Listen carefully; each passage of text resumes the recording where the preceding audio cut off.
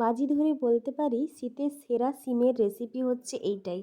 এইভাবে রান্না করলে সিম গরম ভাতের সঙ্গে এই সিমের রেসিপি দুর্দান্ত লাগবে। বাচ্চা থেকে বয়স্ক সবাই কিন্তু এই সিমের রেসিপি দিয়ে চেটেপুটে ভাত খেয়ে ফেলবে।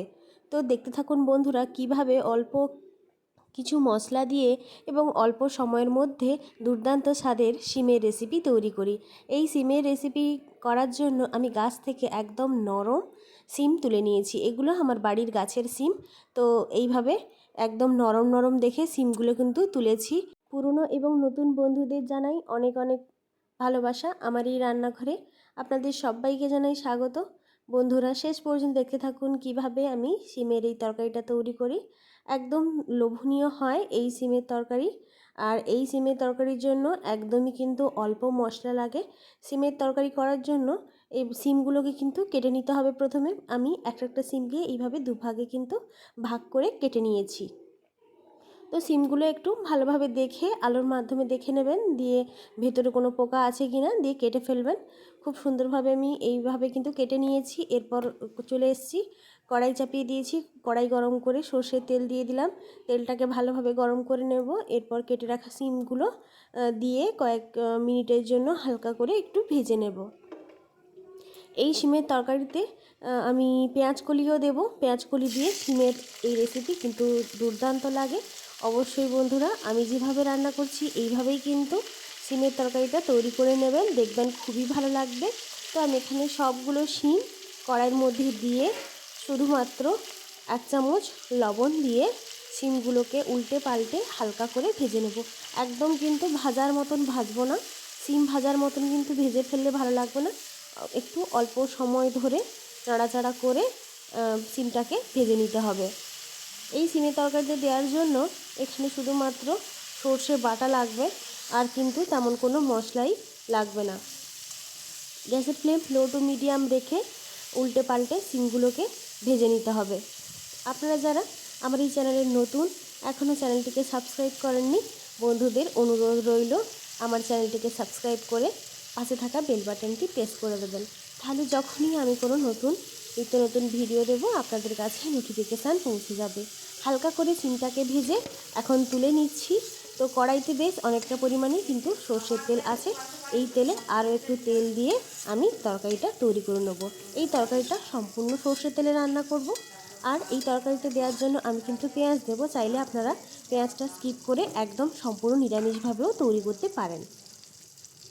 তো ওই তেলে আমি আরও একটু কিন্তু তেল অ্যাড করেছি। এরপরেই দিয়ে দিলাম 1/2 চামচ কালো জিরে। এই সিমের তরকারিতে কিন্তু কালো জিরে দিতেই হবে। কালো জিরে এবং সরষে ছাড়া এই রেসিপি কিন্তু একদমই ভালো লাগবে না। এরপর আমি 1 চিমটে হিংও দিলাম। হিং, কালো জিরে কয়েক সেকেন্ড নাড়াচাড়া করে নেব। এরপর কেটে রাখা পেঁয়াজ কলিগুলো দিয়ে দেব।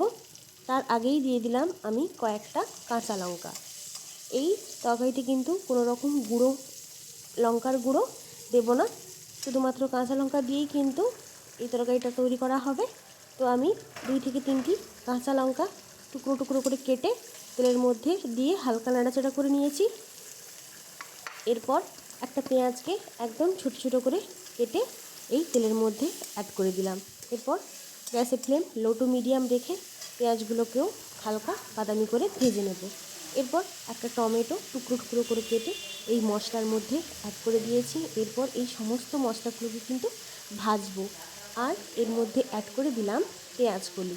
পেঁয়াজকলিগুলোকেও ঠিক এই রকম সাইজের করে কেটে কড়াইয়ের মধ্যে দিয়ে দিলাম। এরপর একটু সময় নিয়ে এই সমস্ত মশলাগুলোকে কষিয়ে নিতে হবে। মশলা খুব সুন্দরভাবে কষানো হলেই কিন্তু এই তরকারির স্বাদ হবে দ্বিগুণ।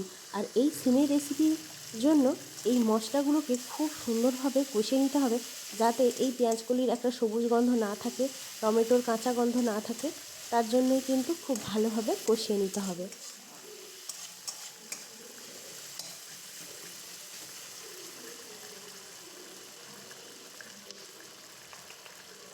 এরপর কিছু গুঁড়ো মশলা দেবো। গুঁড়ো মশলার মধ্যে এখানে কিছুই নয়, আমি শুধুমাত্র হলুদের গুঁড়ো অ্যাড করলাম।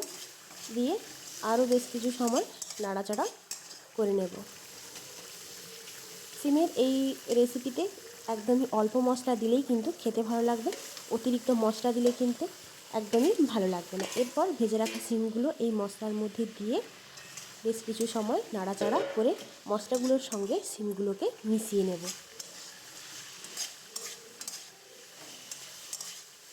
সিম, পেঁয়াজকলি, টমেটো এইভাবে কিন্তু খুব সুন্দরভাবে মশলার সঙ্গে কষিয়ে নিতে হবে।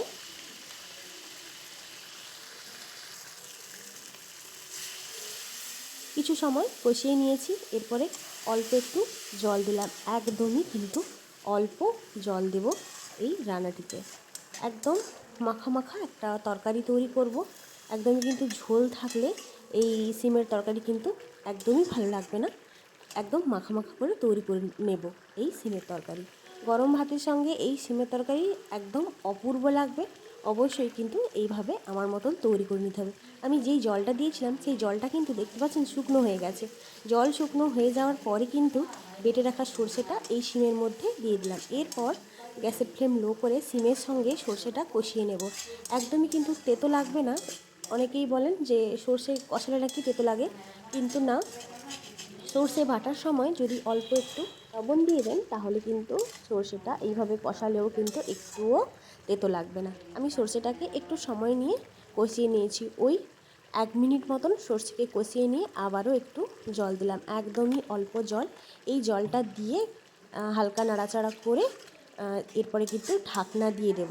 গ্যাসের ফ্লেম লো করে ঢাকনা দিয়ে প্রায় 3 থেকে 4 মিনিট রেখে দেবো। গ্যাসের ফ্লেম কিন্তু লো করে ঢাকনা দিয়ে রাখবো। আর জলটা দেখতে পাচ্ছেন একদমই অল্প দিয়েছি,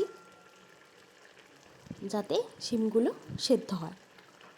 এখানে কিন্তু অনেকটাই শিমগুলো সেদ্ধ হয়ে গেছে, আর একটু বাকি আছে সিমটা সেদ্ধ হতে। তাই জন্যই কিন্তু আমি অল্প পরিমাণ জল দিয়ে ঢাকনা দিয়ে 5 মিনিট রেখে দিয়েছিলাম। এরপর 5 মিনিট পর চলে এসেছি, এসে ঢাকনা খুলে দিয়েছি।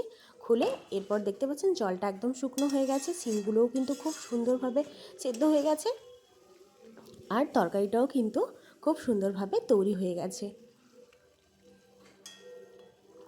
সবশেষে আমি আরও একটু সর্ষের তেল এই তরকারির মধ্যে দিয়ে দিলাম। কাঁচা সর্ষের তেল দিলে এই তরকারি কিন্তু খেতে আরও বেশি ভালো লাগে। চাইলে আপনারা স্কিপ করতে পারেন, কিন্তু অবশ্যই একবার এইভাবে সবশেষে সর্ষের তেল দিয়ে দেখবেন শীতের দুপুরে এই সিমের তরকারি খুবই ভালো লাগবে গরম গরম ভাতের সঙ্গে। এরপর একটু কিছু সময় স্ট্যান্ডিং টাইমে রেখে এবার একটা প্লেটে পরিবেশন করে দিচ্ছি সিমের এই তরকারি। অবশ্যই শীতের পেঁয়াজকলি, শীতের সিম দিয়ে এইভাবে সর্ষে বাটা দিয়ে এই তরকারিটা করে দেখবেন, খুবই ভালো লাগবে। তো বেশি কিছু মশলা দিয়ে রান্না করতে যাবেন না, এই অল্প মশলায় কিন্তু তৈরি করে নেবেন, খুবই ভালো লাগবে। ভাত, রুটি সব কিছুর সঙ্গেই কিন্তু এই তরকারি খুবই ভালো লাগে। অবশ্যই বন্ধুরা এইভাবে তৈরি করে নেবেন। দেখতে যতটা সুন্দর হয়েছে খেতে কিন্তু তার থেকেও বেশি সুন্দর হয় এই শিমের তরকারি। আজকের এই রেসিপি কেমন লাগলো অবশ্যই কিন্তু বন্ধুরা কমেন্ট করে জানাবেন। ভালো লাগলে প্লিজ একটা লাইক করে দেবেন। আপনাদের একটি লাইক পরবর্তীতে আমাকে নতুন নতুন রেসিপি ভিডিও তৈরি করতে উৎসাহ দেয়। তো আজকের মতো চলি বন্ধুরা, দেখা হচ্ছে পরবর্তী রেসিপিতে। সবাই ভালো থাকবেন, সুস্থ থাকবেন। টাটা।